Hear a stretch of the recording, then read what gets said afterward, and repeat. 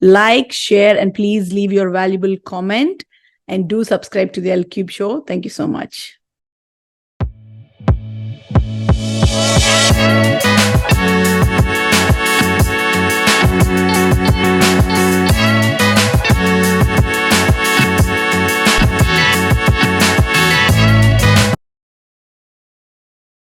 The stories of our ancestors, the farming was not doing good. There were a lot of suicides.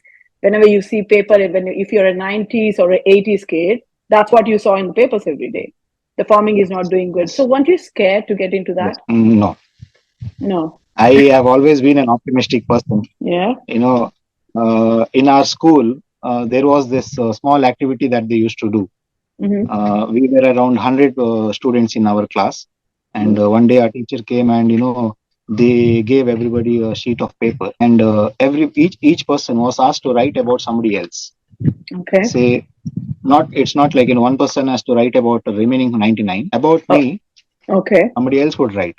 Okay. I would not write about myself. Somebody else would describe me. Okay. The same way it would be like, everybody has to describe the other person. Okay. So there, the review what I got was that, Chetan is a very overconfident person. So somebody wrote that about you? Somebody else wrote about me that, I am very overconfident. In what sense overconfident? Did they describe or they just said overconfident? That is as a person they have seen me.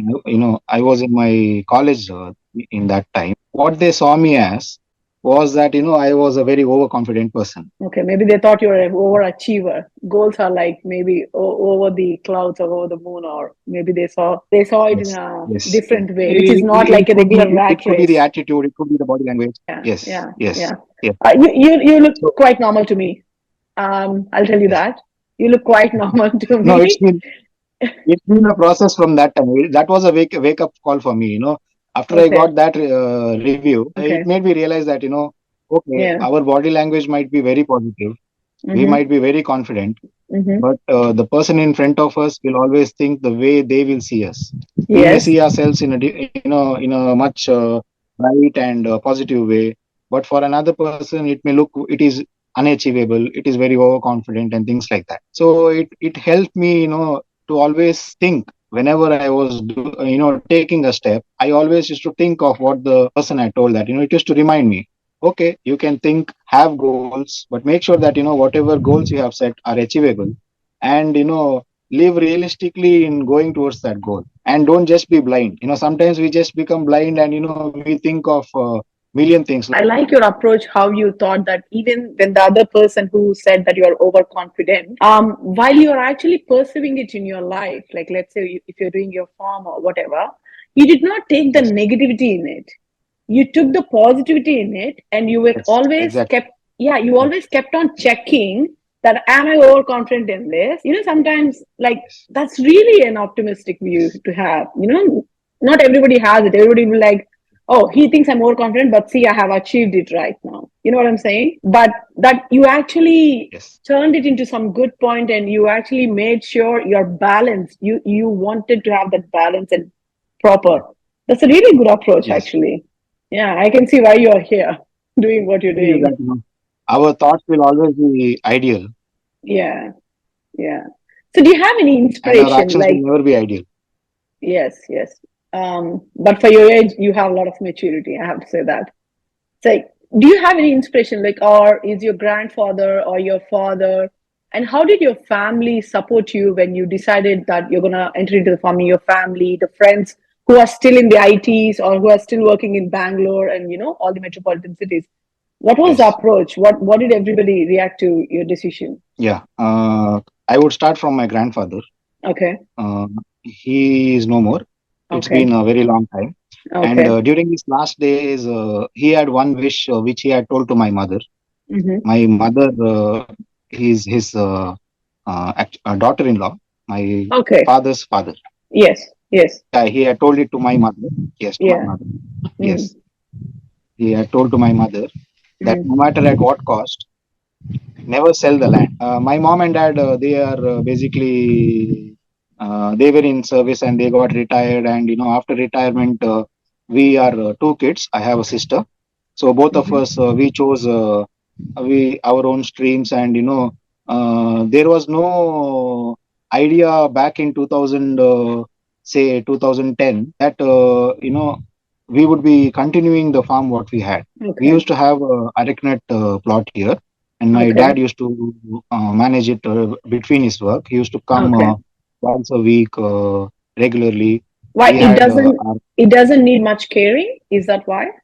no, there were people here who were looking after the farm. We had our Okay. staff here, but Okay. then as a owner of the farm, Yes.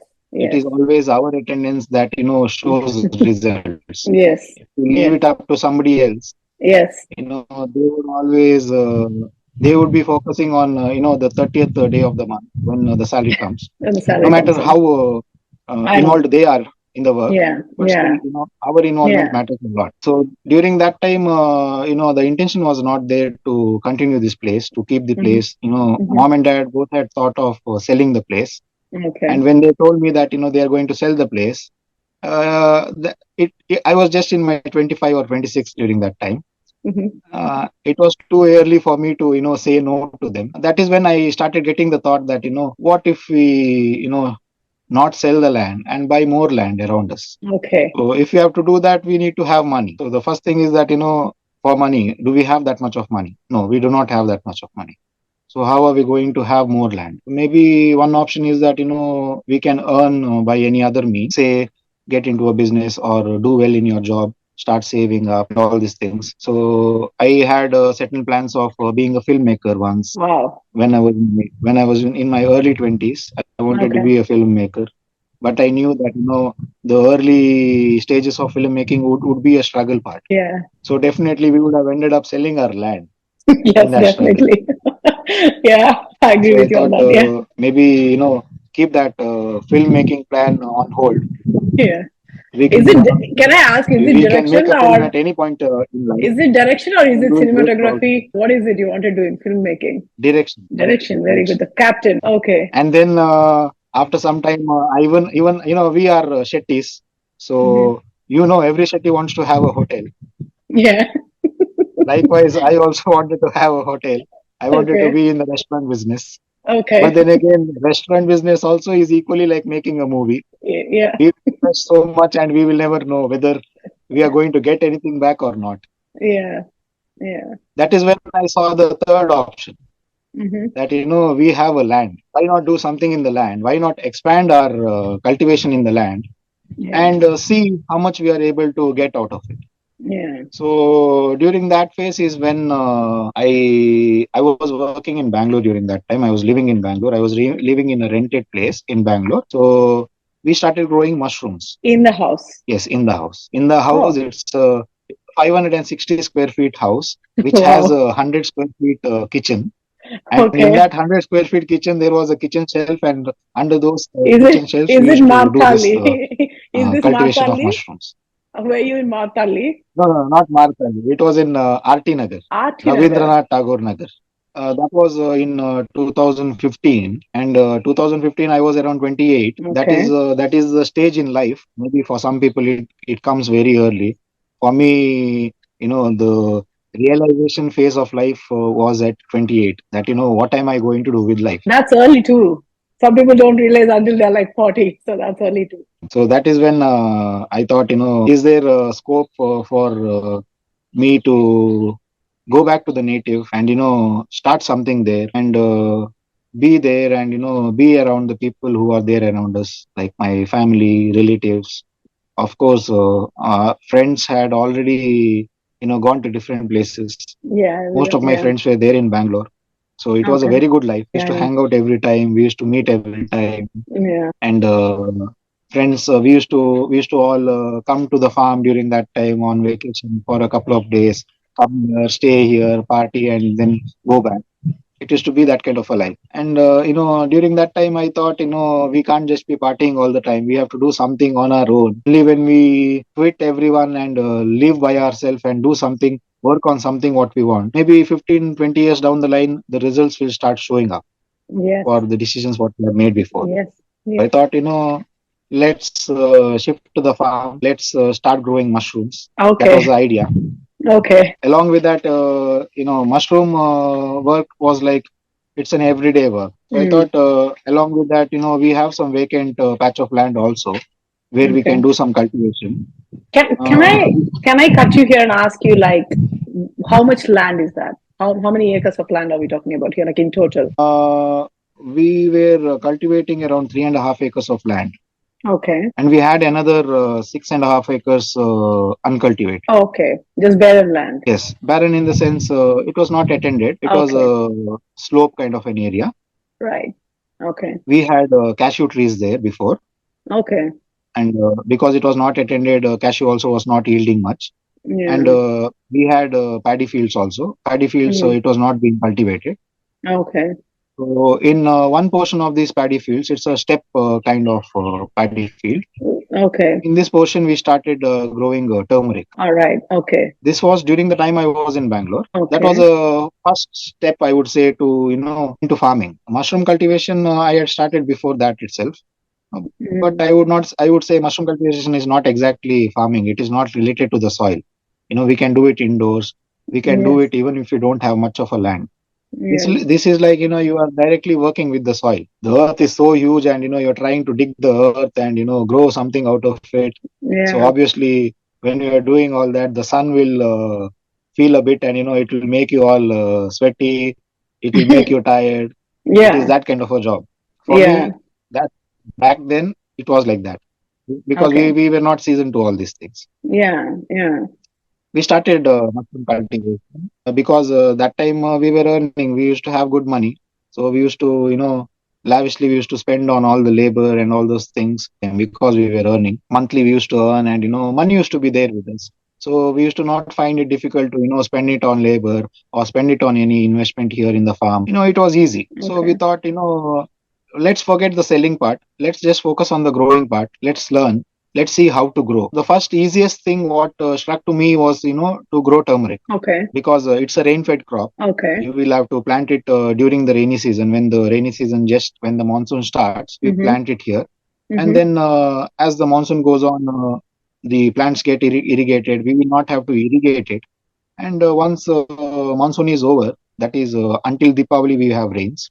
Yeah. So after Deepavali, the plants start maturing, and during that phase, they would not require much water. Okay. So we could do a crop which did not need manual irrigation. Yeah. So if I'm correct, isn't turmeric like a 3-month kind of a crop? Is it a 3-month or 4-month kind of a crop? No. This variety what we have is 7 months. 7 months. It's basically considered as a 9-month crop. Oh, generally it's a 9-month crop. Okay. Yes.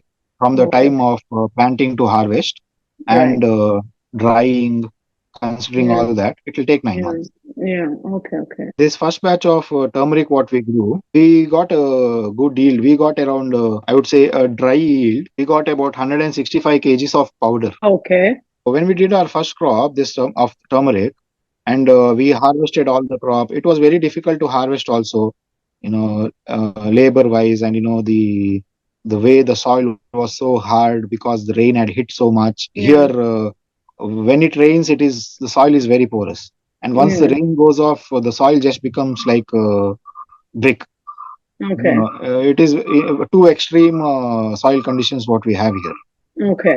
And somehow we got to harvest everything, and we boiled the turmeric, we dried them, and the rhizomes were ready. The dry rhizomes were ready. We call it as fingers. Yes. And when we went to sell the fingers, that is when the selling aspect of a farm produce hit us. Yeah. Nobody was ready to buy. Oh, really? We were like, it's organic. We have grown in an organic way. We have not sprayed anything. We have only used organic manure. We have taken care of it so well. It is good for health.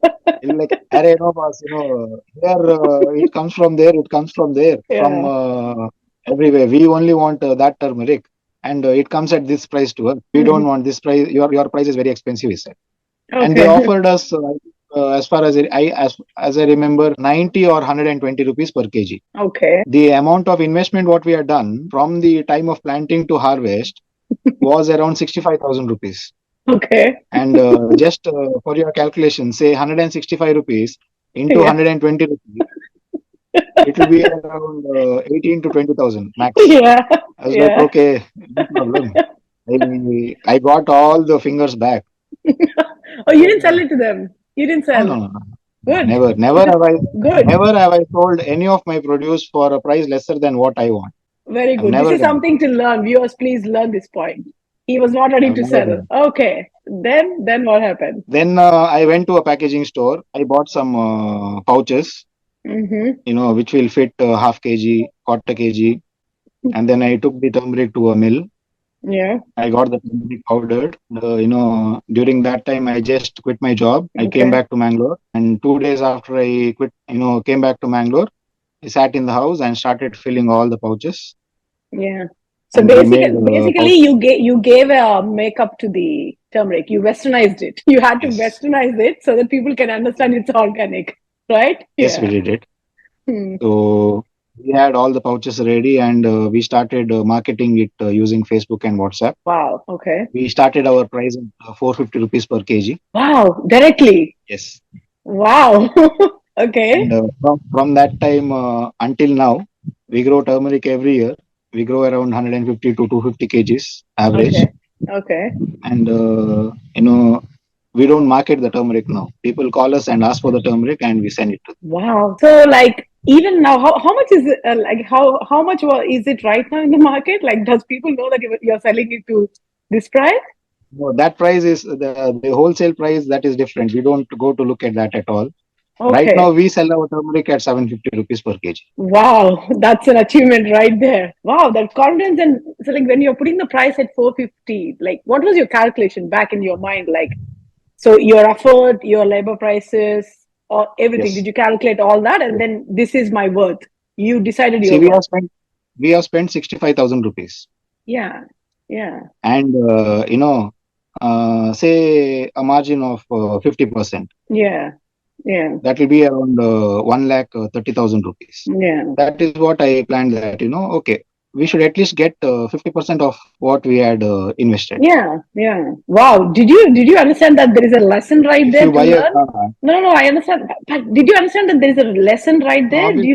Do you know how many people actually, it's not just turmeric, in life, you want to do something, you get something in the way and you settle down for the low of that's not your goal, you want to go somewhere here and then you get something in the way and you're like, all right, let me do this, maybe it's just this.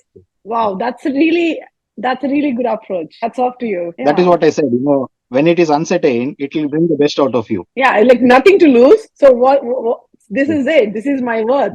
But claiming a person's worth is also like a very appreciative thing. People should know their worth and stand by it. Wow. And then so now how much turmeric farming is going on there? Like how many? No, it's still the same way. We don't do much. We grow only a limited amount. Okay. Because that is not the only crop what we want to rely on. Okay. That is one of the crop which has helped us, in managing, it's a very small income what we get. Yeah. But we have got a huge customer base because of that. And high demand also. You cleverly put a high demand on it too. Yes. By not producing it too much. No, we don't sell our turmeric to. Sorry. You're not producing it too much. By that you're creating a high demand of a customer base. That's a clever move. Yeah. No, we have to. We can grow how much ever we are able to grow. I understand. Suppose we are doing it in bigger extent, we'll need more labor, all those things. Yeah. We have other crops which we can focus on. Okay. So we are doing it in a limited area. Yeah. And we don't sell it on Amazon or any online platform or things like that. We don't sell it to any shops. Okay. All our customers are homeowners. It is going directly to the kitchen. The women of the house, they will order on us. They will order 1 kg. They will order 2 kg. And they will keep the stock for the entire year. Okay. So that is how the approach has gone. Oh, wow. Okay. And because we have this good customer base, which is spread across the country, and people who come from abroad during their visit to India, they also take it and go. Yeah. It has helped us in, promoting our other produce like black pepper, rice what we grow. We sell coconut oil, we sell honey. Yes. And then we have our main fruit crops: rambutan, mangosteen, avocado. Yeah. I was asking you, is rambutan from lychee family? Lychees. Yes, yes, yes, it is. It is. Okay. And I also It saw belongs to that the same family as lychee. lychees. Yes, yes. Lychee, Mm-hmm. rambutan, Mm-hmm. longan, and pulasan. Okay. There's longsat, Okay. and there are some more. All these belong to the same family, Nephelium. Okay. So what are they good for? They're basically essential source of vitamin C, Right. and they are good in for fiber. A lot of for your gut. Okay. Okay. It's very good. And they also release a chemical called as oxytocin. Mm. Mm. Yes. The moment you eat a rambutan, you get a smile wide on your face. Oh, really? Yes.